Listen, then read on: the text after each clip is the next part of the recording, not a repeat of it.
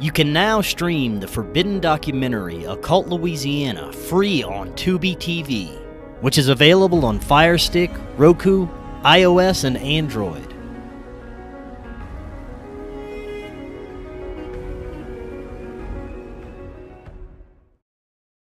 Hello friends, we are in a troubling time when it comes to misinformation. Here at Forbidden Knowledge News, I've always taken an unbiased, open-minded, and responsible approach to presenting my own theories, and the views of our guests do not reflect that of my own. This show is for entertainment purposes only, and any information presented during this show is a live-action role-play scenario. Conspiracies are definitely fun to discuss in a responsible way. All that being said, enjoy this episode.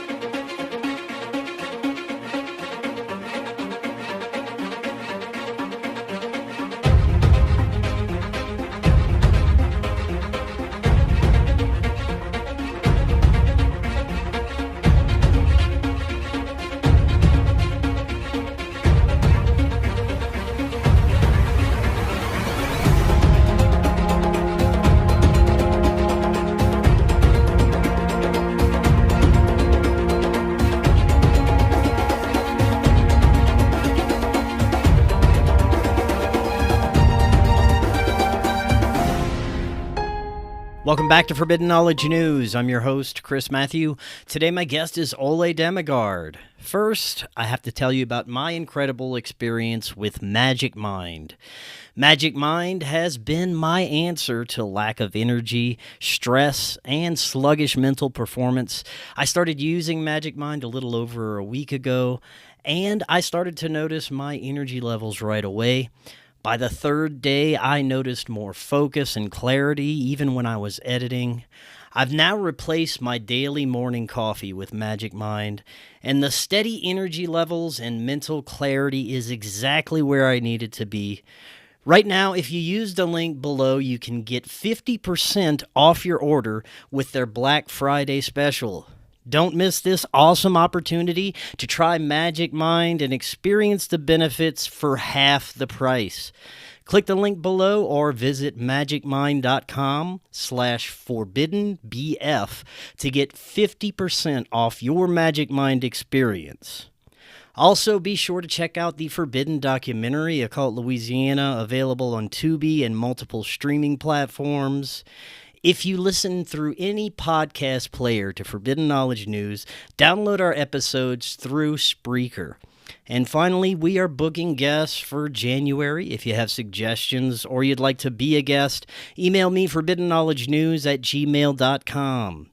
Today I want to welcome back to the show Ole Dammegard. He is an author, international speaker, former journalist, musician, artist, and investigator. Ole, welcome. How you doing? I'm doing good, Chris. How are you doing? I'm excellent. It is great to have you back. Today, I thought we could share your research into the possibility that Elvis may have faked his death and the incredible rabbit hole surrounding this theory. I really enjoy your research, and you've been doing this for a very long time. You've been on our show a couple of times, and I really look forward to hearing the evidence that may solve this elusive Elvis mystery. But first, it's been a while since you've been on. Just remind the audience where they can find your work, and what was it that brought you to research Elvis's death, or lack of? Well, first of all, my website is lightonconspiracies.com. You have to put in the whole thing .com, because otherwise you will be diverted away from it. It's like if you search that, it will say Ole Dammegard government podcast.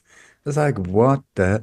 And put in my name, oledammegard.com, instead of dammegard.com. It goes to I think it's some kind of legal firm in El Paso, Texas. There are lots of Rumble channels and YouTube channels in my name. It's not me. So I'm just saying, please put the whole URL, and it's conspiracies because there's more than one going on. I can tell you that for sure. .com. lightonconspiracies.com. So that's where you can find me. And like I've been down this rabbit hole for many years, 44 to be exact. And why Elvis? Because I mean, my God, listen to his voice. I mean, if God was ever in a good mood, check out that creation. I mean, the looks, the personality, the voice. I mean, the timing. It's a well, one of a kind, and I think there was a reason why he's been called the king for that. So, and I also remember the day that he died because it came like an absolute shock to me and to the whole world. I know exactly. I was working at a gas station, and I was on my way out, and the radio said, "And Elvis died." I was like, it took me weeks to get over it because he was just 42, you know. This is the thing with many of these big deaths. I mean, JFK, he was only 46. Martin Luther King was 39. He was 39. It's like you think that no, these people, he was like 74 years old to accomplish all that he did. No, he was 39. It's like, so it also helps me look in the mirror and say, come on, get going and move on, make a difference in the world if you can. So yeah, so for me, it was very odd to see Elvis the last year of his life going downhill like that. Also, very, very sad and tragic when, I mean, if you see his last performance in Vegas, he's like stumbling around. He's completely bloated. He can't remember the lyrics. He can hardly sit down on his own. And then just a few years earlier, when he was doing his comeback, when you see him in a black leather suit outfit, acoustic guitars, just nailing, and the beauty of that human being. I mean, beyond is the word. So what happened from that to that? How, I mean, something drastic must have happened. And so I, this was, when I look back, I know my journey got started in the fall of 1980. That was the starting, that was around the JFK thing. That was the thing that, what the hell is this? But he died in 77, August 16, officially. So this was before I started thinking in these terms. I mean, in those days, there was no such thing as a conspiracy. There was nobody was interested, at least not that I knew of, in these things at all. Yeah, and Elvis was before my time, but I remember an early conspiracy. There was the talk of Elvis not dying, that he had faked his death, and the sightings were the big thing in the 80s, and it was more of a joke to most people than anything, and that's what I grew up with. His performances and his music was all before my time, so I grew up in the 80s and 90s, and it seemed like such a satirical thing to talk about Elvis still being alive. But now, when we look at how much we've been deceived and lied to about everything, the possibility of this is more plausible, I think. So I can't wait to hear what comes out of this. Okay. Yeah, no, I agree. It was made into a joke, but the thing was, very early on, there were very strange things going on, around his funeral, around the sightings is one thing because there's so many Elvis wannabes, lookalikes around. And if somebody had arranged for their own death, they wouldn't look like themselves. They would, and especially if you're just the number one famous person in the world, I think you might want to look like Mr. Doubtfire instead of Elvis Presley. Do you know? So that you would, he would camouflage himself or hide himself. So when people saw, I saw Elvis, yeah, good for you, but what are the chances that it would be Elvis walking out in broad daylight? Or was it? So, So where should we start with so because the evidence for this? we evidence, forget about evidence. I'm gonna put together a case of me confused, trying to find out what is going on, and then along the way, things have started to stack on top. And it's just like I think, like in a court case, sometimes you have to build a case, and in the end, it's not evidence that can be through that can go through fire, but it's and be rock solid. But it's just like, oh, come on. It's like that it's just overwhelming. But the thing in this case is that it was because of an incredibly brave thing from a very honorable person, which this is very unusual for me in my world of digging into these things, because it's always about greed and corruption and deception and murder and manipulation, all of these things. Here, I was strongly suggest we're looking at a completely different thing that should actually be honored. This is why I'm very happy to share this info with you, because Elvis might still be around. Excellent. And so the things that got me going was that at his funeral, it was an open casket funeral. He let me go like this. He officially was found in his bathroom, unconscious by his girlfriend. It was at Graceland, and the only on very unusually, there was only 3 people officially in Graceland that day, which is not the norm. Normally there was a lot of people around, but this day Graceland was more or less empty. Here, Elvis and his girlfriend played racquetball or paddle or whatever with one of the Memphis Mafia. They called themselves the Memphis Mafia. It was a group of friends, close friends from the military, from his childhood, his cousins, and so on, that was surrounding him. They were always hanging out and so on. And so he was playing paddle with one of the Memphis Mafia members and his girlfriend during the night, because he had real problems sleeping. His whole career, he had problems sleeping. So anyway, so during the night they were playing, and then in the morning he said, listen, I want to go and read some books. And he went to, bless you, to the bathroom, and his girlfriend went to bed. And then after a few hours, she came back. It was only the girlfriend, his more or less his number one person in the Memphis Mafia security, friend also, Joe Esposito. These were the 2 people, and Elvis in the house. So when you listen to her story, she says that she came to the bathroom, found him unconscious. He was lying there on the floor. She turned him around. She was looking at his eyes. His eyes was like starry, but he wasn't dead. But she opened up, and his eyes was just like almost gone. And so she completely freaked out and ran to get help, and ran down to Joe Esposito saying, please, please come, help, help, help, help. And so that's her story. She found him in the bathroom. Then, right after this happened, I saw on the news that Joe Esposito found him in the bedroom. So and he looks very shady. He's like, eye contact like this all over the place.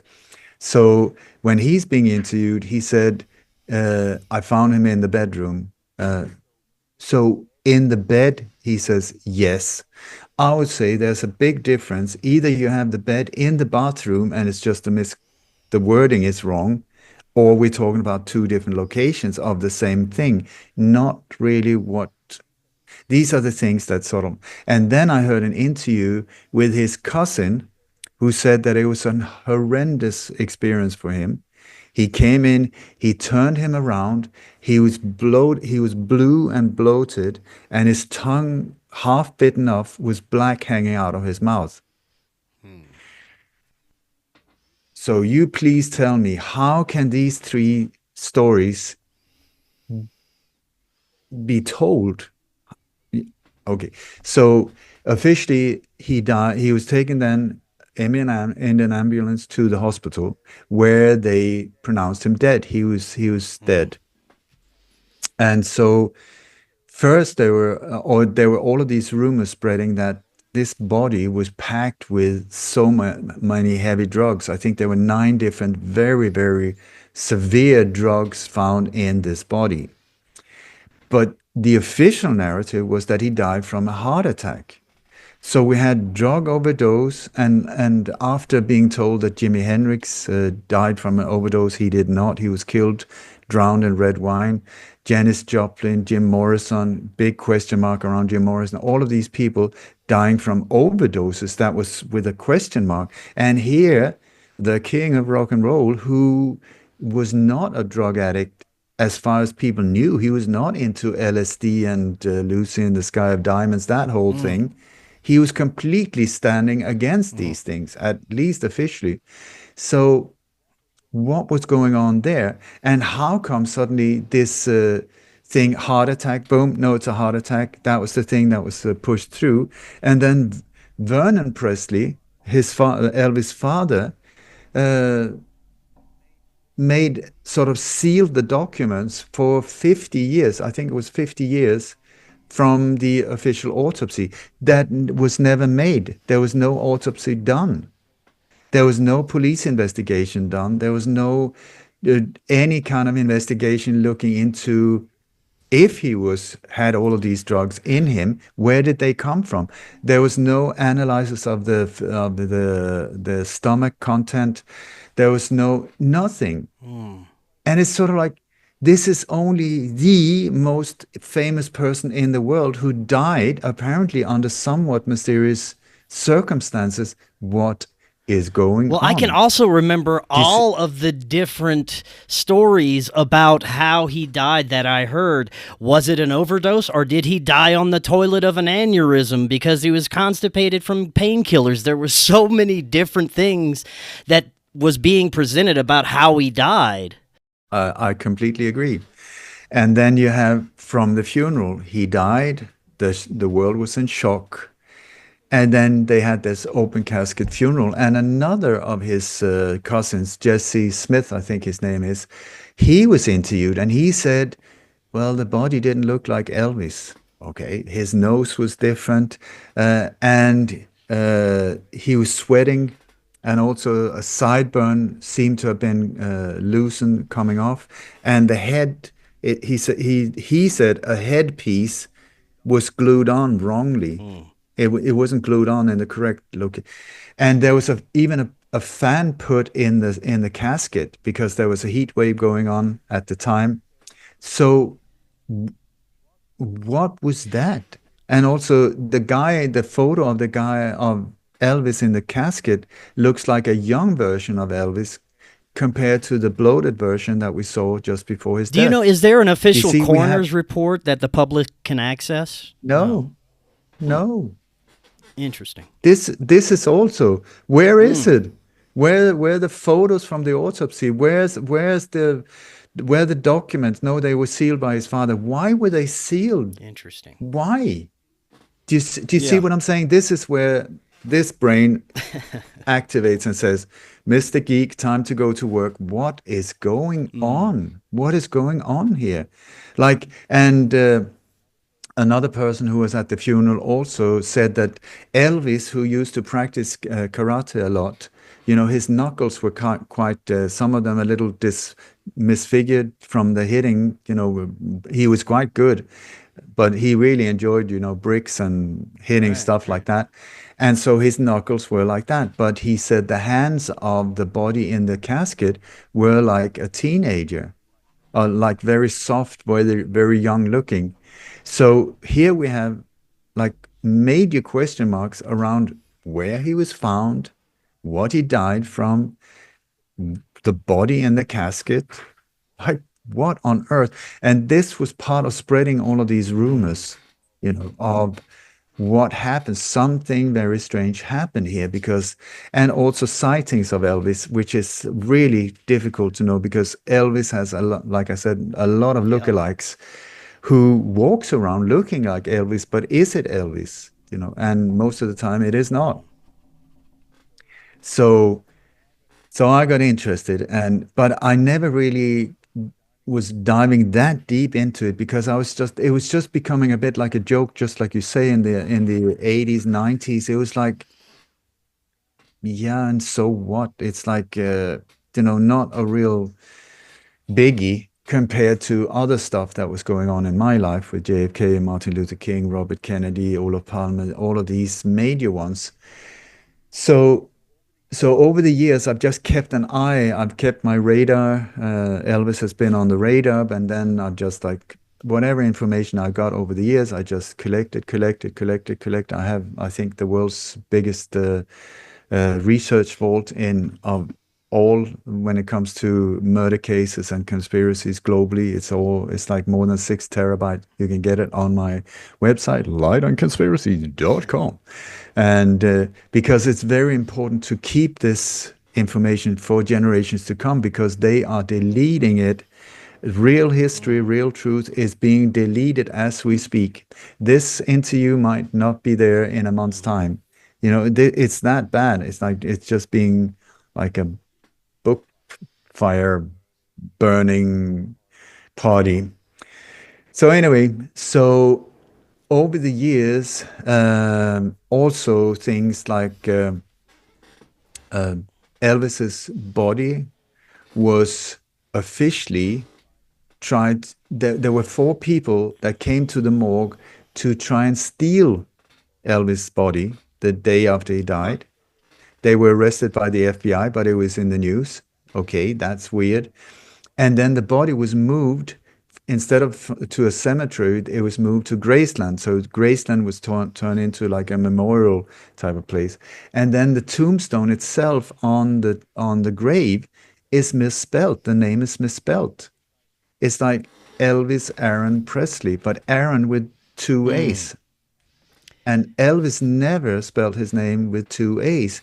It's like, come on, guys. I mean, if you sort of if you ordered a gravestone and you got all of these things done, I mean, it's a very expensive, exclusive type looking Right. monument of big thing, plaque, and you got a misspelled word or name on it. Wouldn't you say, I don't think you're going to be paid before you correct Right. that one? Yeah. So why was that there? Mm. Then we had a sighting of Elvis on Graceland itself, which was odd. But I've always taken it, yeah, but it was because Graceland wasn't open to the public for many years. It was only in later years. And so there was this guy who was visiting for some reason, whatever, and he was just taking random photos of the property, And so you had the pool house in the background and stuff. And he had just taken a photo of the pool with the pool house in the background. And it was only when he got the film developed uh, that noticed he was zooming in. He was looking at the negatives. He was zooming in, and suddenly he thought he saw that there was seemed to be like a figure sitting in the pool room, inside, like several like 10 feet inside the door, something like that, looking Mm. out. And when he zoomed in, it looked a lot like Elvis. Interesting. So that was one thing that also got out Mm. there. They were in the newspapers. They were wax dummy, in the coffin. Body double took over Elvis. All of these magazines that were like I ate an alien and turn out that I lost weight. These type of scandalous articles. They loved the Elvis thing, but that was also the thing that sort of Yeah. deflated any kind of value to that information. But anyway, so this photo appeared and also on the local news in Arkansas, I think it was, where they were talking about this photo. There was another photo taken also where Elvis and Muhammad Ali were good friends. And then when Muhammad Ali was diagnosed with Parkinson, which is another very strange case. I tell you, that was a big mouth that got shot there very Mm. efficiently. We can talk about that another day. But anyway, so Muhammad Ali was diagnosed with that and he was feeling very sad and low. And so he called in some friends. And the friends that came was Jesse Jackson That's a bad boy for you when it comes to the Martin Luther King, but most people are not aware of that. But anyway, it doesn't matter. Jesse Jackson. We had, my God, what happened to my brain? Sammy Davis Jr. and then Muhammad Ali, and they were having this gathering, they very private, and when they went out the back of the building, without them knowing, there was a photographer standing there waiting who took a snapshot. Boom, and there were four people. The fourth person in the background looks a lot like Elvis Presley. So there was another photo, and this photo was being published in many, at least two or three different newspapers without anything about it being Elvis. It's just that the photo was real, the photo was published, and then people noticed instead of the other way around, that you manipulate a photo and then you spread it, you know. Right. So another weird thing was that there was a life insurance that was cashed out just about a month before he died, and also cash withdrawal up to $1 million in total. There was another life insurance that is still valid in the name of Elvis Presley. After all of these years, as far as I know, it's still valid. What is going on? Then you have there's a lot of Elvis's relatives that have been interviewed around this whole thing, and they said it was very odd when they came to Graceland the day of his death. I mean, it was just horrendous. It was so sad for everyone. But they noticed that things were missing, like personal photos, diaries, and a lot of his jewelry just missing, plus one of his private jets just missing, as they do. Yeah. I mean, and that jet has now been found out in, I think it's in New Mexico, out in the desert, in one of these big plain cemeteries. You know, like, what is it doing there? Don't you think that would be like a collector's item for some Elvis fan like that? But it's just standing there, sort of disappearing, going away. So these things, very odd, and I just felt I don't believe the official narrative. I can say that came very early, but for him to actually not have died, or for him to actually have staged his death, that is a major step forward. Then over the years, I looked into many other alleged deaths, and more than once, it has turned out that this individual had staged his own death to get out of a very difficult situation. Because sometimes, you know, there's no way out. You cannot get out without, the only option is for you to die. Well, let's talk about that. The reason why someone would go to the links to do this, and like you said, this may be happening more than we think of. And earlier you mentioned the rock stars that we've been told have died of overdoses or suicides, but you're saying there may be more to the story, and we all are learning about the dark music industry and some of the operations that have been going on throughout history that are connected to three-letter agencies and mind control and culture creation, and it seems to be all connected in some way. Would this be connected to why Elvis would want to stage his death as well? You're getting yourself into a very big topic. That's why we're here. We can, yeah, but we can also do other shows about Laura Canyon, about the whole sex, drugs, and rock and roll, how that was created. Yeah. Created in a very short time. We're talking like from the Beatles in '64 when they appeared with "She Loves You, Yeah, Yeah, Yeah," till the whole LSD hippie movement, Lucy in the Sky of Diamonds, in 5 years. 5 years. That is, I mean, we can't even fathom. Well, maybe we can now with the entrance of AI, the change of society, how it can just boom like this. But Elvis was never really part of that whole thing. He came earlier on. And then this happened and almost destroyed him because he became sort of like a used to be somebody that was of no value anymore, really. But this is also at sometimes the reason somebody stages their own death in the music business, because sometimes you're worth more dead than alive, especially if you start hitting 45, 50, you start losing your voice, you start losing the younger audience, which are the best buyers. So sometimes the music business arranges for you to die, or arranges uh, that they stage your death.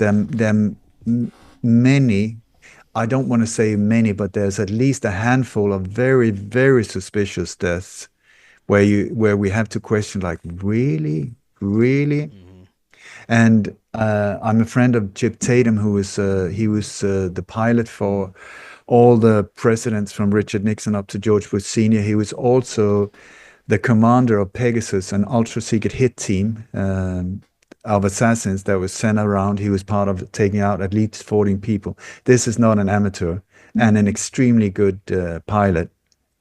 And he said that some of his, like, just another day at the office type days, he was flying people in and out, coming in and out of different operations, agents, whatever, and or flying them out of the States into Canada, whatever.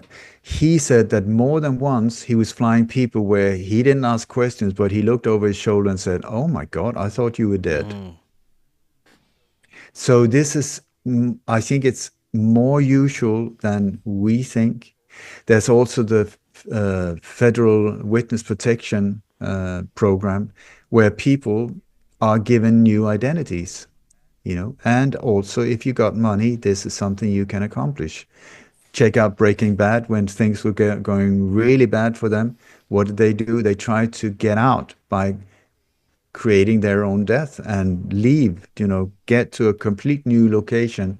But this is not an easy thing to do, because you need to cut the ties with Mm. everything, everything. I think anyone who hasn't done it can't imagine, I think, what it's like, to just start from absolute scratch and then live a Mm. life. So anyway, so over the years, also there's been people have been looking into uh, the social security number of Elvis Presley, and the FBI file. The FBI has, I think it's about 1,600, 200 or 600 files on Elvis Presley. Mm. Yeah, great. Okay. He officially died in 77. Most of these files are from 76 to 81. So I'm asking you, what, and most of them are completely blacked out or very, very censored. Why is that? And some of them are connected to names like President Ronald Reagan Mm. and President Jimmy Carter and President Richard Nixon. So what is going on here? And it's like, some of these documents have been some people have managed to look through some of the areas that have been blacked out, and a name that keeps appearing in connection with Elvis Presley is the name John Burroughs. John without an H, Jon Burroughs, Mm. Burrows, and as a special agent involved in sting operations, but also involved in the federal witness protection program, where where he also in these documents, you see that this name John Burroughs is connected in operations against Sam Giancana. That is like the mob boss in Chicago, very deeply involved in the JFK assassination, and also the other ones, heavily, heavily involved in very, very high level things. Carlos Gambino, that's his colleague down in New Orleans, the godfather of New Mm. Orleans. Mafia, also involved in both the Kennedy assassinations, big time, and a lot of crimes. The name Frank Sinatra pops up. And so John Burroughs is an interesting name in this case because it seems to go parallel somehow. So there was a documentary made many, many years ago. I think it was in the 90s or something like that, where they were looking into the alleged death of Elvis, and the host of the program was a friend of Elvis's. He was the same actor who he was in an Elvis movie, but he was also the Hulk. I can't remember the actor's name, but he's the host. And one of the things when they looked into this whole thing is that there was this like computer hacker that was checking out Elvis Presley's social security.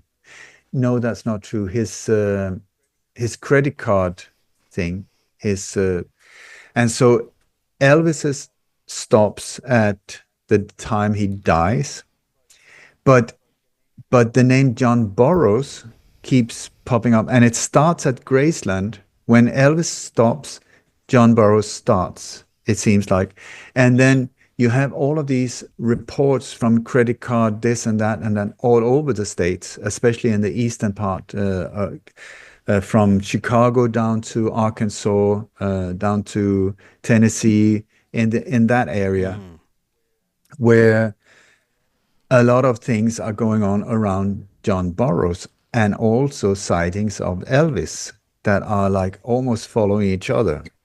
And then this computer hacker, what he did was he put in Elvis Presley into the Social Security system, checking that out, and it would just stop.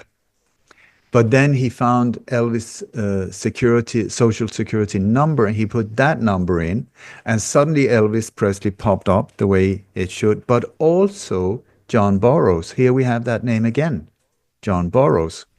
So, and this was way after his death. Interesting. And also close friends to Elvis claims that he had been calling them, being sad, depressed, and this is in the 90s. Huh. So so anyway, if we can just finish the part of this is suspicious, this is strange, this is part. Okay, so I'm just putting together. There's more also. If you look at my presentation at lightandconspiracies.com, you will find I've got a webinar where I have very detailed PowerPoint presentation where you can see for yourself. So it's not only me saying or claiming stuff, but you can see for yourself. That's the way I prefer doing it.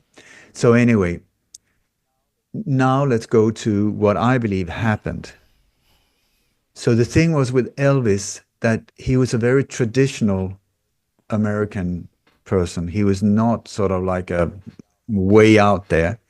So the things that were really important to him was singing, the gospel, and law enforcement. He always he was from a young age and all the way up, I think, to in his 40s, he was reading it's a comic book called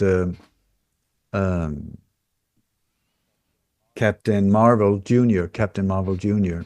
Yeah, that was the reason why he dyed his hair black. He wasn't his hair wasn't black. He dyed his hair black and his eyebrows and stuff like that. It wasn't his natural color. It was because of Captain Marvel Jr.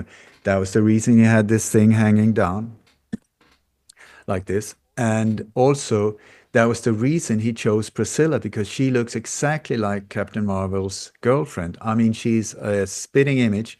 So according to what he said to friends, that was the reason he just had to have her. I mean, she was only 14 when they met. But according to her, we're not talking pedophile stuff like that. There was very, very little. It wasn't even a marriage until later on, and with very little sex. The whole thing. There was a child, Lisa Marie, but otherwise than that, no, nothing. So Captain Marvel was very important to him, and this thing about becoming a superhero, to do the right thing, to stand up for the right thing, was important to Elvis. So Also, over the years, he was giving a lot of honorary badges from different police districts, distinct, and also he in the early 70s. Please remember, he officially died 77. In the early 70s, 74, 75, he contacted J. Edgar Hoover, the head of the FBI, bad boy if you ever seen one, but where he wanted to have a private meeting with him. J. Edgar Hoover said, sorry, can't be bothered, but you're welcome to come here and have a sightseeing tour. Blum, blum, blum. So he went there with his friends, and then after that, he was determined to get a private meeting with President Richard Nixon. And so he went there, he arranged for it, and he managed to pull it off. So he got a private meeting with Nixon. This is a thing that has been made out as a joke, that he came there to take a photo together with the president, that Richard Nixon was just laughing it off and saying, oh my God, like that. This is how it's portrayed. But what seemed to have happened is that Elvis came there and said, listen, I'm very, very worried about America. You had in the America in the mid 60s during the Vietnam War, it was almost civil war in the US as well. The whole decay with drugs coming in, with sex, drugs, rock and roll, everything, the morals was just out the window. And Elvis was worried, very worried. Also how the mob, the crime families were growing, the drugs were in the streets, the violence were in the streets. So he approached Richard Nixon for one reason and one reason only, and that was where he said, please appoint me as a special DEA agent, because I'm in a unique position where I can, from my point of fame and with the people I have around me, I get to see things that no one else does. So with that information, I can help lead sting operations and neutralize a lot of this. So that is what Richard Nixon said yes to. What have we got to lose? Let's do it. So Elvis was appointed a secret special agent for sting operations and put in touch with the FBI. And from that day on, he started working with the FBI. And the three groups that they were focusing on was one terrorist group called the Weathermen, with a very interesting character up to this very day, because his name, William Ayers, or Ayers, I'm not sure how it's pronounced, or Bill Ayers, he was in the mid 70s, he was on the top 10 on the wanted list, he and his wife, for, you know, committing arson, burning down police stations, getting police officers killed, really agitating society, getting into a violent mode. I just want to point out that when Barack Obama, or Barry Soetoro, but under the name of Barack Obama, appeared on stage, one of the people that were helping him to start with, in the same house, living together, all of that, was William Ayers.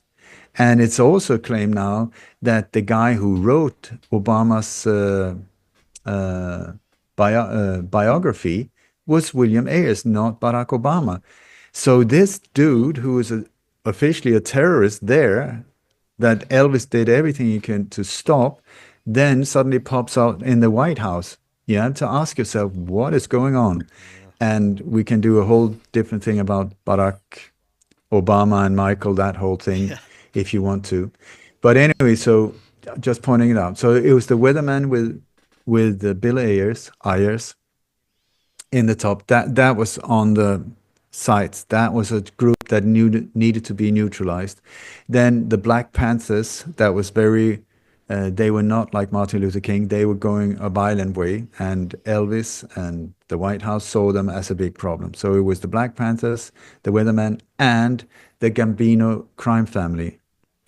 And there was especially one guy called Paul Castellano, who from the Gambino crime family, that they were targeting.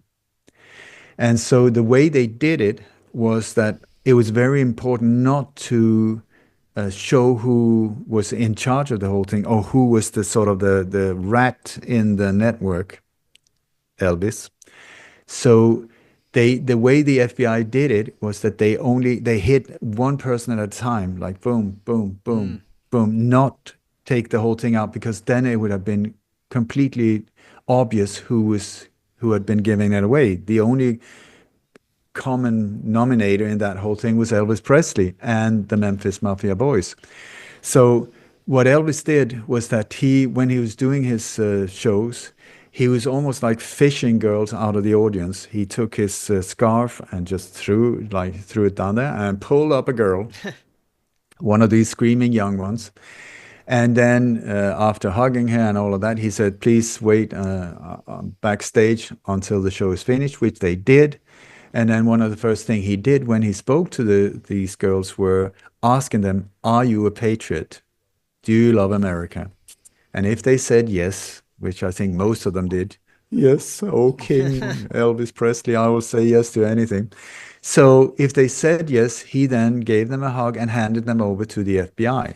And the FBI then used them as like honey traps and using them to get into these networks, especially the weathermen. They were not into monogamy. They were free sex, this whole thing. So the only thing that girls had to do was like walk outside the headquarters of the weathermen, and they were invited in, and boom, they were on the inside. And then through these girls, the FBI started getting information that helped them map the whole network of the weatherman, but also the Gambino crime family. That whole thing was the same procedure with the Black Panthers. Not sure, but it was especially that. So also the one way to do that was to get drugs into these networks.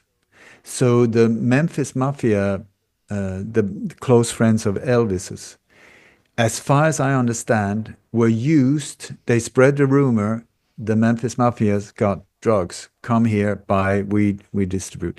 This, I believe, is one of the reasons why Elvis' private doctor, Dr. Nick, prescribed thousands and thousands and thousands of pills and stuff like that. It was not for Elvis, as far as I know. It was to be used in these sting operations. So the Memphis Mafia, they started handing out these drugs, and so it became known in the underworld that they were delivering.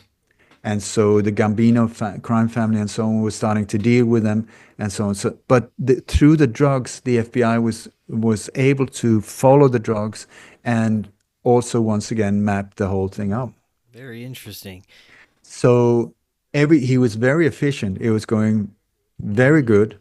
And the FBI was really starting to hit down on this. This was also at the very same time as the House Select Committee of Assassinations was going on, which is the only real investigation into the assassination of JFK, Martin Luther King, and Robert Kennedy, where they actually tried, at least some of them, to make a difference. So many people were called in to give testimony, and many people were dying because the mob and other people around these assassinations didn't trust each other. Yeah. So a lot of people died very violently because they were afraid of them spilling the beans. So Sam Giancana, Johnny Rosselli, Chucky Nicoletti, many people met a very violent end at that very time. And so then the FBI at the same time was starting to knock out the network. So the mob from the inside was freaking out. Like, who the hell is betraying us? Who is it? Who is it? So they started suspecting Frank Sinatra. At the time also, Elvis was going to Las Vegas. He had left the Hollywood movies that he was not happy about them at all. But he was in Las Vegas. And one of the reasons he was doing all of these shows in Las Vegas, because he was a hardworking man, not for his own greed. It was like Colonel Parker, his manager, was a high stake gambler. And he had made a contract with Elvis before all of this, before he signed him, of a 50-50 deal. So every dollar Elvis made his whole career, 50% went to Colonel Parker, and Colonel Parker was gambling it away and also putting Elvis in jeopardy. So as far as I know, Elvis was even pulled in by the mob and beaten up by people that Colonel Parker was owning money. So he was in a really tricky situation because he needed to do all of these shows, and at the same time, he was very close to the people that he was also exposing. It's dangerous. Here we're talking here, suddenly we're getting into an area where it takes a very brave individual to do these things. Okay, so so the mob started really fearing that they had a snitch on the inside, and they were starting to look at Frank Sinatra, because the only one that could do was somebody in a key position, and they started suspecting Frank Sinatra. So, as far as I know, please take this, with like that. When in the middle, when they were really anxious and worried about Frank Sinatra, Frank Sinatra's mother dies in a plane crash. She went on a Learjet. She was going, I think, from somewhere in California to Las Vegas to see one of his shows, and the plane went straight into a mountainside, and boom, dead. So accident, yes, but there were two Learjets from the same company that crashed on the very same day. What are the chances of that? Interesting. Yeah. And some people say that Frank Sinatra was supposed to be on the other one. I don't know. I cannot prove it. One thing I want to point out, though, is that Dean Martin, that was another member of the Rat Pack, his son, a few years later, who was a fighter pilot, crashed into the same mountainside, more or less the exact location as the mother of Frank Sinatra. Has nothing to do with this. I don't know. I'm just pointing it out because I find it's odd. It's like how many. So I'm just pointing it out. But anyway, so Frank Sinatra's mother, boom, Dolly died in this plane crash. And then they start understanding, wait a second, it's not Frank, it's someone else. So there's another chapter to this whole thing, so I'm trying to do it as best as I can. So anyway, the FBI had surveillance on the weatherman and many different things where they were listening in on meetings and stuff. And one day, I think it was in April of 77, he died in August, April 77, there was this conversation tape between, I think it was Bill Ayers, or at least members from the weatherman, members from the Black Panther, and Paul Castellano from the Gambino crime family, where they said, we know it's Elvis. It's Elvis, that bastard. He's the one doing it to us. The way they got to us is through I don't know, but I'm starting to have technical issues here. I hope Yeah, it's you okay. sound good. Can you hear Everything's me? good. Okay, so the FBI taped a conversation where a contract was made on Elvis's head. They put out a hit contract on him in April. Okay, so, and informed Elvis about it as well. So can you imagine how it must feel to suddenly perform in Las Vegas, which is the heart of the mob, among these people, on stage with these people, also, so he was fearing being shot on stage. They shot Malcolm X on stage. It's not unusual to do a thing like that. And the mob, I mean, so he was really getting seriously worried. At the same time, here, there was another group that they were targeting. It was a group called the Fraternity, and this was a group of major, what do you call them? Fraudsters. I would call them fraudsters that were specializing in very rich people, and they had swindled billions of dollars from very famous people around the world. It was a whole group of very, very skilled individuals. One of these individuals, one of the key people, was named by a man by the name of Frederick Peter Pro. Frederick Peter Pro. And so he approached the Elvis family and was doing a deal. It's a very advanced, I never really understood it. It was around a leasing contract on one of Elvis's private jets that Peter Pro approached him, and they were doing all of these things together with also Elvis's father, Vernon. So I'm not sure, but I think that they made an ambush for these people, that the FBI helped him arrange an ambush, because officially Elvis lost $1 million in this whole fraud case. But I think that that was part of luring these people in. The whole thing went under the name Operation Fountain Pen. Operation Fountain Pen. Okay, so there's these two. There's the taking down of the Weathermen, the Black Panthers, the Gambino crime family, and the fraternity under the name of Operation Fountain Pen. Okay, so a lot of things are going on during the last few months of his life. Now suddenly it's no fun anymore, because now he's got himself into a very, very dangerous situation. A contract has been made on his life. So how to get out of that situation, how to solve that situation. And in one of these comic books, the Captain Marvel Jr., he fakes his own death to take down the bad boy. And I don't know if it's that episode or whatever inspired it, but because Elvis was freaking out, because he had a daughter, Lisa Marie, had Priscilla, he had the Memphis Mafia boys that he loved, he had his father. I mean, if you are in the receiving end of that type of violence, that is shit scary. It's very interesting. It seems like So it's very easy at these levels of celebrity status, being in the entertainment business, especially during that period. Lots of these people were being used for three-letter agency assets in some way or another, but when you hear about those people, it's most likely for nefarious reasons. They were brought in against their will, but for Elvis, you're saying he just jumped right in and volunteered his services for this, right?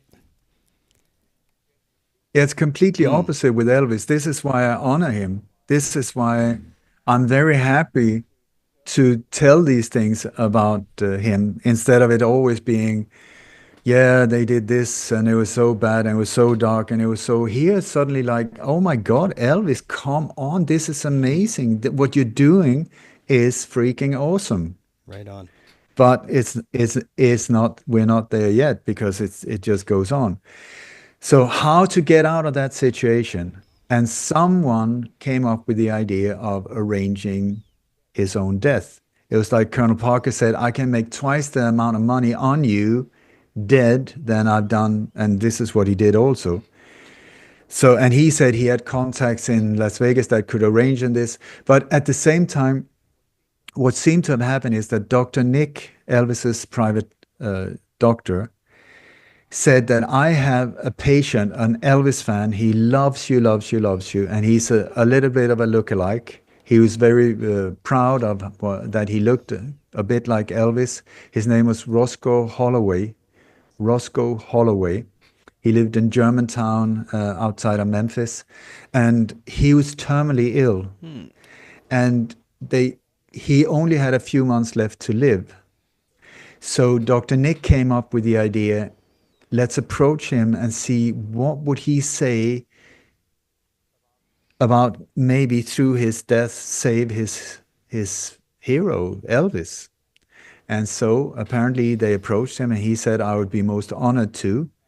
And he had about 4 months left to live. So the timing of his death, according to the doctor, would be perfect if they could make it mid-August of 77.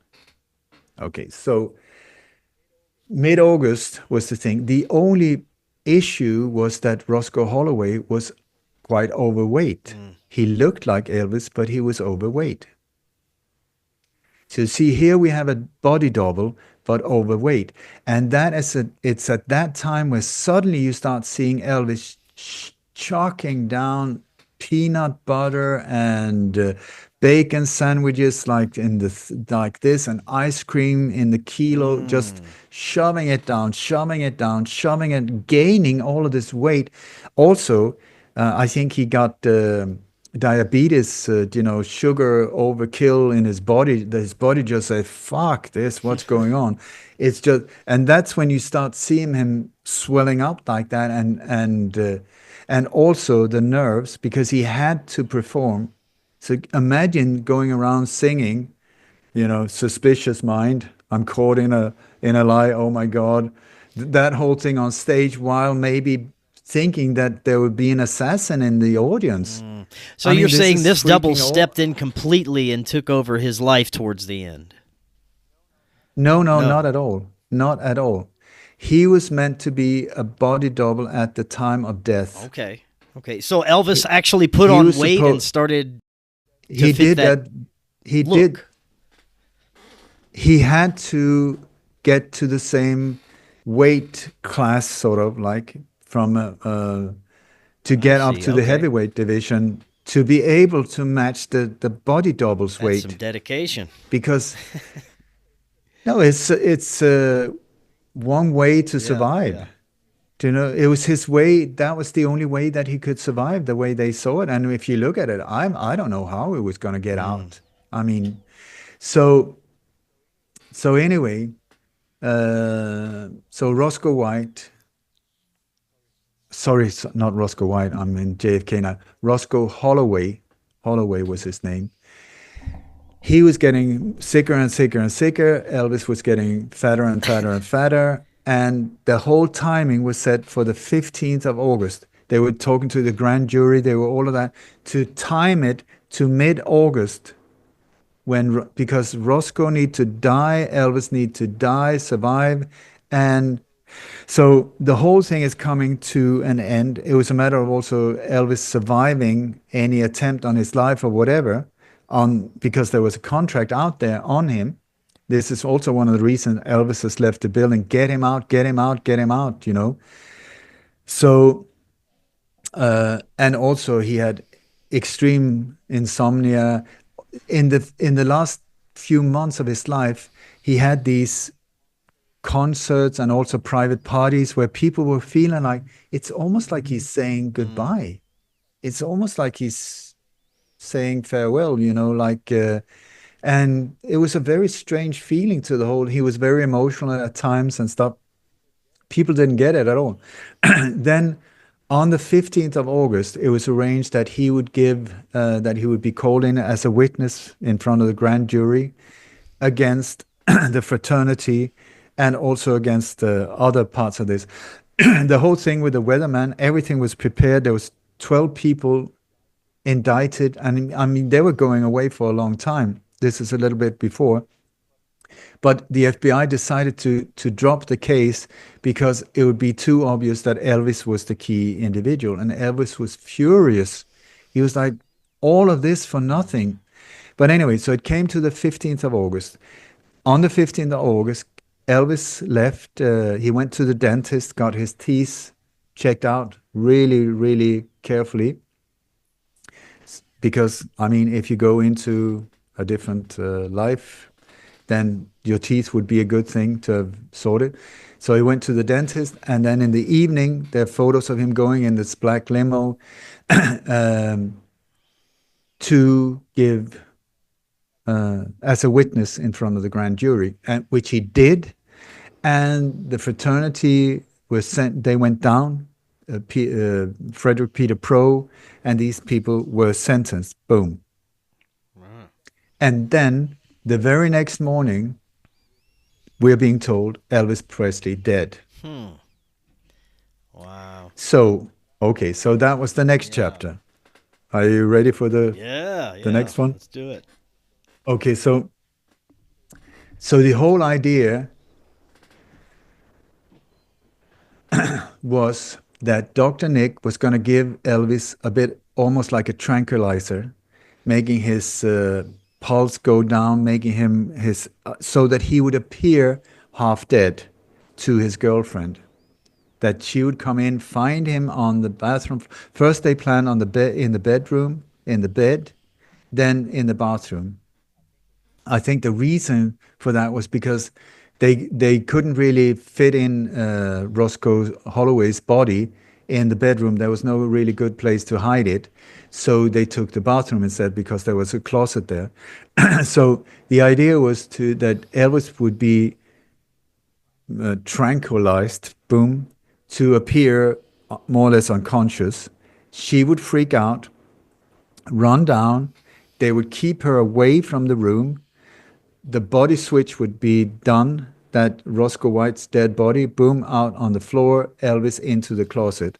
The ambulance would come, pick up Elvis, and then drive him to the hospital. He would be declared dead, and there you go. That was the idea.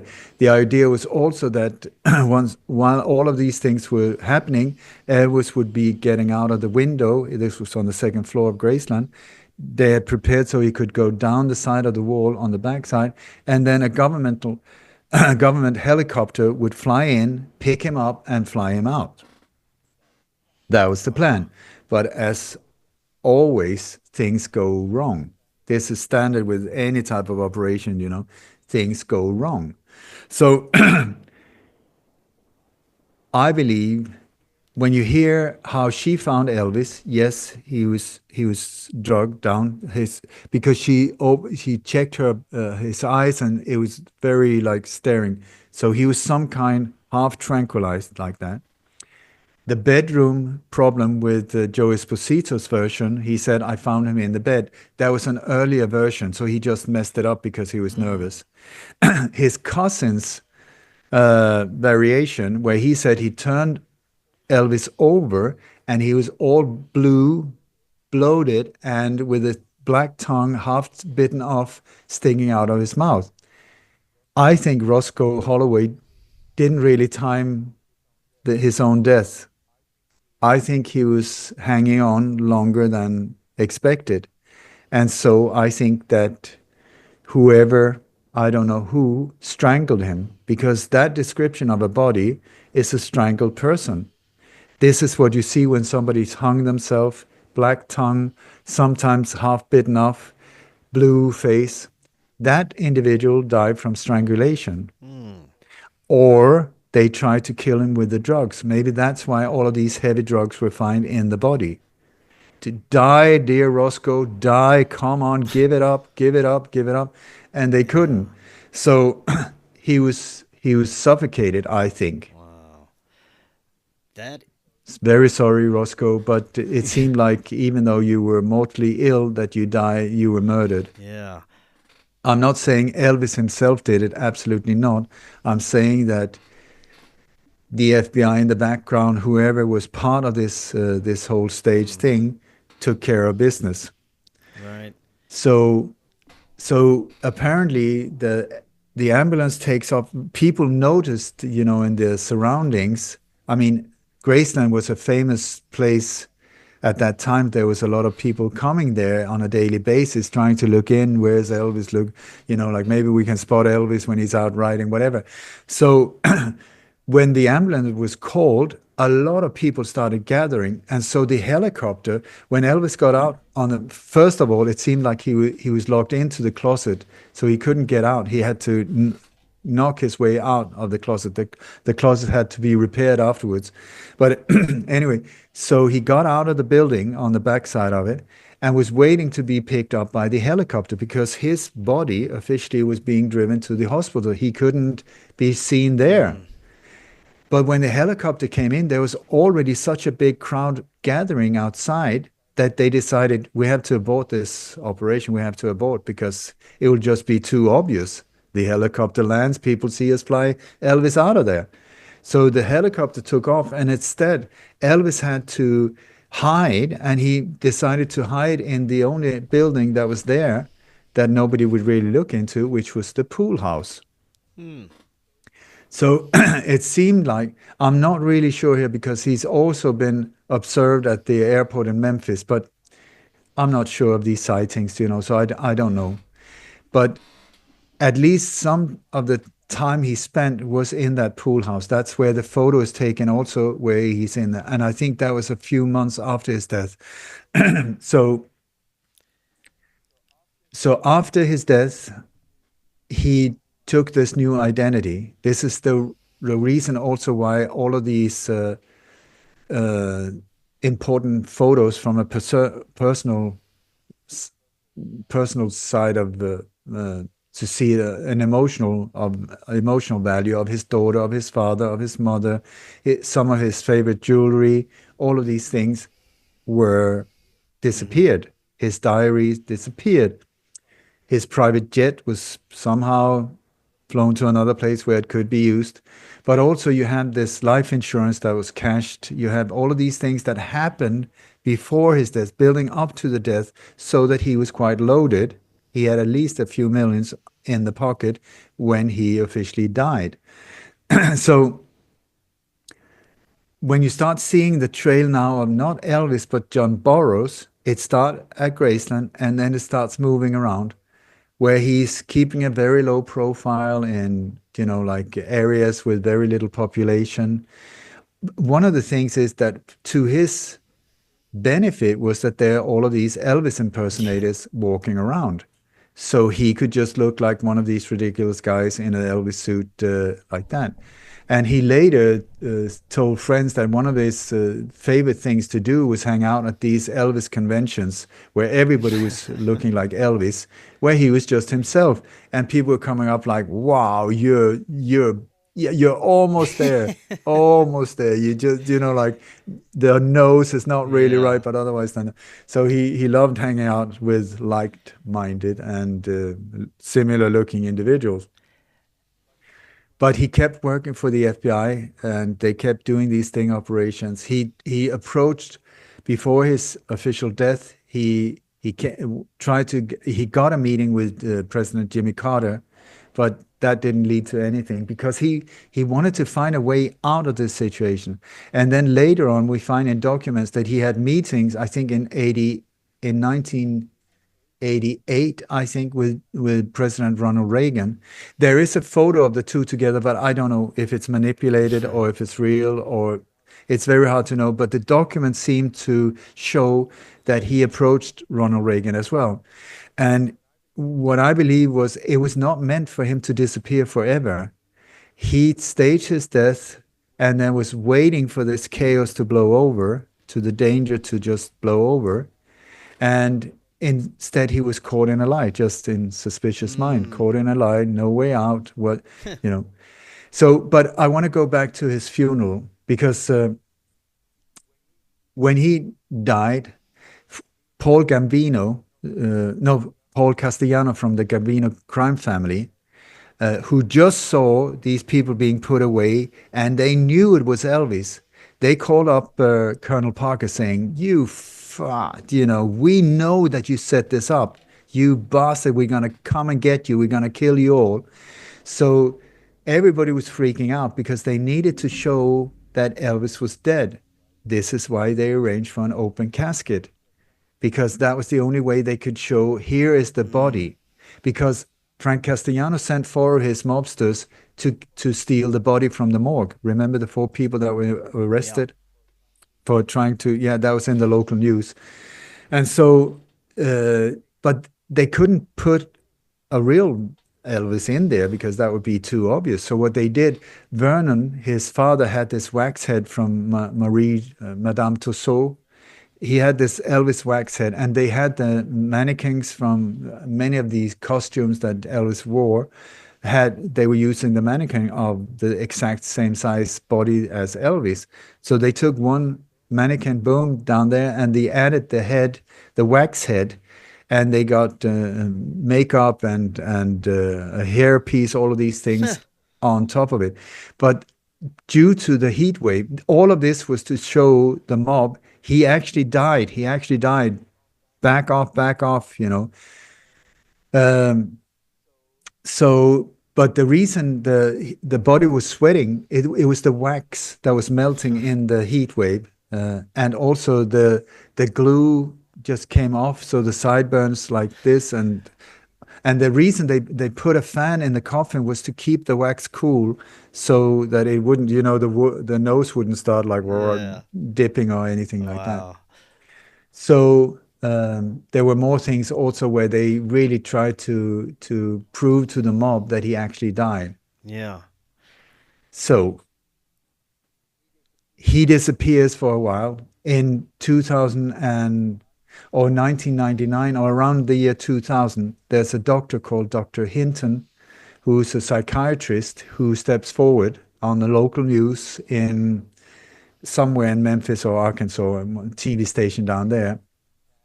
And he says that he's been treating Elvis for many years, that Elvis has been depressed, very alone, depressed, in a lot of pain, and that he's been wanting to step forward, that he's been wanting to end this whole game. And so this Dr. Hinton was interviewed multiple times. They even put him through a lie detector test, which he passed with flying colors. He wrote a book together with Elvis where Elvis was writing under the name of Jesse, which is the name of his dead stepbrother who died at birth.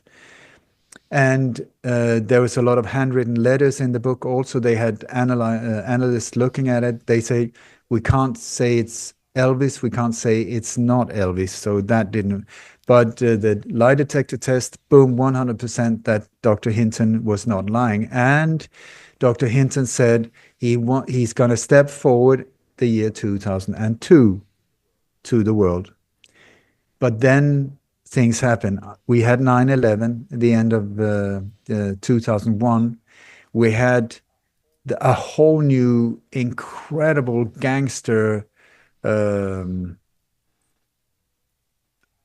cancer growth that entered in on stage with Bush Sr. in the center of that whole cabal. And I think this is the reason he tried to get to the other presidents to get him pardoned, I think, because it's illegal to stage your own death. Also, one thing that happened, very unlucky, was that on the day he officially died, all of these people that were gathering around there were two teenage girls there, and a drunk driver came, lost control over his vehicle, drove into the crowd, and killed these two girls. So indirectly, Elvis were responsible for indirect manslaughter because he staged his death, they came, they died.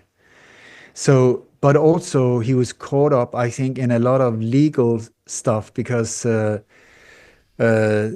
all of these millions of dollars made by Colonel Parker after his death, because of his death, was fake. You know, the Heartbreak Hotels, that whole chain, a lot of memorial, a lot of things based on the fact that he died. So suddenly it's not easy anymore. And also they open up Graceland because Graceland was having, the finances was going down. Lisa Marie didn't know what to do with it. And so they came up with the idea, let's open it up to the public, let's make it like a tourist venue and sell a lot of these type of cups and crap things, tourist type of thing, but making a lot of money yet again on his death. So he was caught in a difficult situation. So here we go. So Elvis disappears. He did not step forward in 2002. The doctor's reputation went straight down the drain when Elvis didn't turn up, and that whole thing. Then over the years, people have been sending me videos of a white-haired individual, an older man with a beard, who's been seen and filmed at Graceland, who's been seen in many different occasions where, who is this individual? Who is this individual? Very private also gatherings and stuff like that. You got Lisa Marie, Priscilla, and this individual, who is he? So I want to take away Priscilla because I'm not sure that she's been at these, but Lisa Marie for sure. Anyway, so people have started pointing out a man called Bob Joyce, a preacher called Bob Joyce. And for years I thought, no, no, no, no, no. It doesn't even look like him. It's no, I mean, but I gathered information. And then over the years I started seeing, wait a second. Wait a second. So this preacher, because the gospel was also so important to Elvis, and when you hear Lisa Marie and Priscilla and close friends and himself talk, it was like he said, I want to use my position not just for music, but to make a difference in the world, and the difference in the world through the gospel. So the gospel, very important to him. So here we have this preacher who's preaching the gospel in a tiny little place called the Household of Faith in Benton, Arkansas. It's in the middle of nowhere, yet only 2.5 hours from Graceland. Different state, but only 2.5 hour drive from Graceland. In the middle of nowhere. This man is loved. He's adored. I've only heard amazing things about him. He's soft-spoken, gentle, listening, empathetic. I mean, all the beautiful things about this guy. So the more I focused in on this guy, he's doing video recorded sermons every week. When you hear him sing, it's Elvis. I mean, I'm a musician. It's painful for me if an instrument is slightly out of tune. I'm a super geek in that area. When I hear him sing, it's Elvis. It's not Bob Joyce. It's Elvis. I don't care what you say. It's Elvis. I've heard so many impersonators. No, that's Elvis. And also he's recording songs that belongs to Elvis. How did he do that how can you do that without anyway, so he appears around 2011. He becomes a preacher, and then he appears more or less out of nowhere. I haven't been able to really track him back that long under that name. His wife, Willina, when you look at her, and then you look at the very first, one of the first girlfriends Elvis ever had when he was in Germany in 59. I'm not really sure if it was 59. I think it was 59 when he was doing his military service in Germany. He had a girlfriend there. It is a spitting image of his Bob Joyce's wife. Okay. They've got 3 children, 2 sons and 1 daughter. One son is an Elvis impersonator. The other one is a drop-dead lookalike. Wow. Okay. So you got like scars on his hand that are identical. The teeth, very similar. He doesn't look like Elvis. I don't think he looks like Elvis. But then again, Elvis dyed his eyebrows, his hair. This is a guy now in his late 80s. Elvis... If Elvis is alive, it's his birthday now. He's turning 90 now in January. This guy has some mileage on him. Officially, he's 68. I tell you, that is so not true. I've got loads of photos of Bob Joyce standing next to women that are 88, 86, 87. They're the same. They could be classmates, Yeah. you know, even though Bob Joyce looks very young for his age, for sure, for sure. Anyway, you have there's his laughter. One of the things, spontaneous laughter is one thing that is really hard to copy, and for impersonators. This guy is not trying to pretend to be Elvis. He's trying to not be Elvis. His laughter, identical. It's not similar. It's identical. His some of his expressions, identical. His way of his acoustic guitar on stage, it's almost identical to the one he's using in one of his movies. And then he appears like he suddenly appeared at Mar-a-Lago, Donald Trump's private palace, here a few months ago. A woman sent me a photo of her friend taking a photo with Bob Joyce because she saw, oh my God, it's Elvis. So she wanted to take a photo with him, because this is not a secret apparently in that area of society. This is not a secret. It's a secret to us, not to them. And I even have a video that people say it's manipulated. God knows these days. But Donald Trump is standing giving a speech, and then he says, "Yeah, and by the way, we got Elvis with us today." Turns around, gives thumbs up, and Bob Joyce, or somebody that looks a lot like Bob Joyce, is giving double thumbs up in the audience, sitting there with a cap. He's also this guy with the cap is at Graceland when they open up to the public, when Priscilla is cutting the ribbon for that whole thing. Right. That's one of the photographers. There's only three. One of them looks a lot like Bob Joyce. I've got footage, video footage from somebody looking a lot like Bob Joyce at Graceland, driving in and out, coming, going like this. And so also you have it. I love Freudian slips, when it's like your body says the truth. You cannot stop it sometimes, and you don't even notice it yourself. And there's this sermon from 2023 where Bob Joyce is walking around and he's saying, "Yeah," and then people come to say me, "Show me Jesus, show me Jesus," and then he turns around laughing and says, "Yes, show me Jesus, Elvis, show me Jesus, show me Jesus." Elvis, show me Jesus. I've slowed it down. It says Elvis. Yeah. Then you got like hit the body proportions. Same.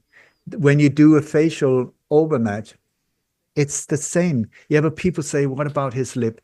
For one thing, he's 90. For another thing, he's got a beard with a mustache.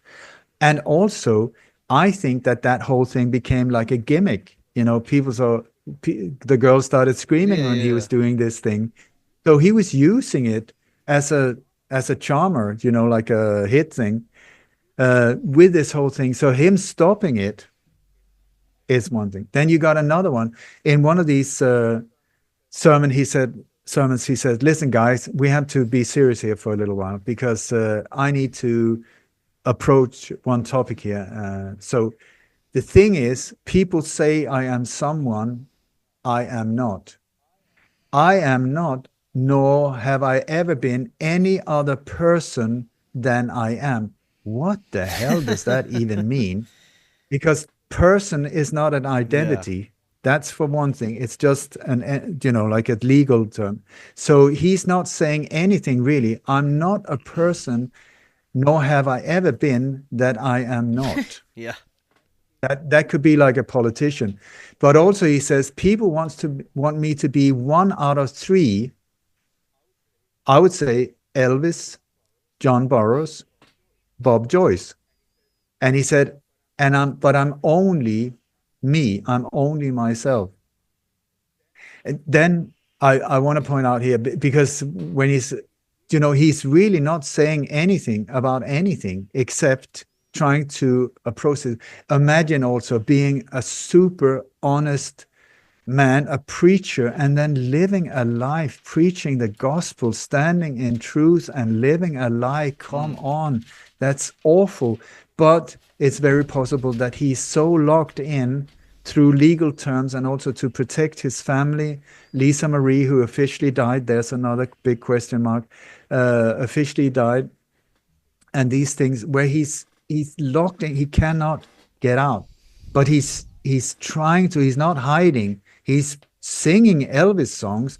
I mean, there's one, like I think it was an auction fair or something like that in Arkansas, somewhere out in the middle of nowhere, and they were doing karaoke and they were doing Elvis songs. And his son, who's dressed like an Elvis impersonator, hands over the microphone to Bob Joyce.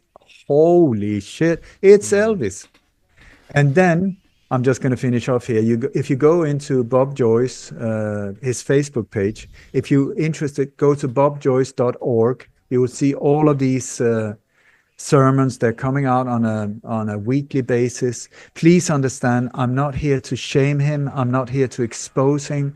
I'm here to honor him as a person who got caught in a horrible situation for doing something very brave and then could not get out. So I'm honoring this individual, honoring him. Would love to meet him. If you're out there, Bob, listening, please, I'm coming. Hang on, don't die. I'll be there. So, but anyway, if you go to Bob Joyce's Facebook page, You go to Bob Joy's Facebook page. His profile picture is a picture of somebody that looks a lot like Elvis with a beard, but two faces. The two face, the same face, but double. Why would you choose a profile image like that? That's so interesting. If not, yeah. Yeah, this was such great information. I had a great time, and I'm sure the audience is really going to appreciate this. You've really done some deep dives into this. We've got to close out, but before we go, one more time, remind everybody where they can find your amazing work. And like you said earlier, we definitely have to have you back. There is much more we can go into. I'd love to get into the Laurel Canyon stuff with you as well. well, thank you for inviting me, Chris, and also for creating your platform, because this is the way that this type of information can get out there.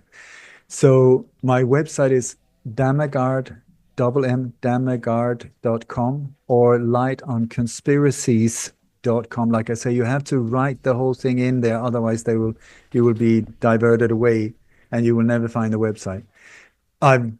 I've been interviewed more than 1,300 times. It's on the website. There's hundreds of webinars, Sofa Talks podcast, 5,000 articles. There's a lot. So if you're interested in these type of things, as far as I know, everything on that site is based on truth. So sign up for a membership. I'm being one of the most censored individuals on the internet, I've been told. I think that might be correct. And so financial things, a tricky one for me. Please consider donations, signing up for my membership, signing up for my newsletter once a month, which is, I tell you, if you like this type of blow your mind type of thing, that's the newsletter for you. I'm also doing a webinar this very Sunday. What date is that? December 9th? Could that be? No, 8th? Yes. 8th. Yeah. So on December 8th, I'm doing a webinar, but this time I'm talking about the Beatles, debunking the Beatles. I love the Beatles. I'm very sad to be the messenger of telling the story about them and Paul McCartney, not Paul McCartney, but Paul McCartney. It sounds like absolute nonsense. I tell you, I wish it was. I wish it was. I wish it was. And it's a very traumatic thing covered with death. Brian Epstein died, John Lennon died, George Harrison was almost stabbed to death and then died from cancer for some reason. So please join me for this webinar on Sunday. It's if this blew your mind, I tell you, that one would just go like, holy mother of pearl, what have I been looking at? So, and yeah, also my research vault. I really would like people to help me spread it out there, get it on an external hard drive. I know it comes with a price tag. It's my whole life, perfectly organized system. Whatever you want to look into, in the thousands, more than 6 terabytes. Do you know how much that is? That is a lot. You can also get an online version, but with the online thing, you never know, they can be shut down overnight. So yeah. So I'm just saying that one. Excellent. And otherwise than that, very happy to have met you. Yes, Ole, thank you so much. Love this information. Like I said, we'll have you back on. We'll go deep into the Beatles or Laurel Canyon or much more. Can't wait to do that. And until next time, everyone, have a wonderful evening. We'll talk again tomorrow. We'll see you then.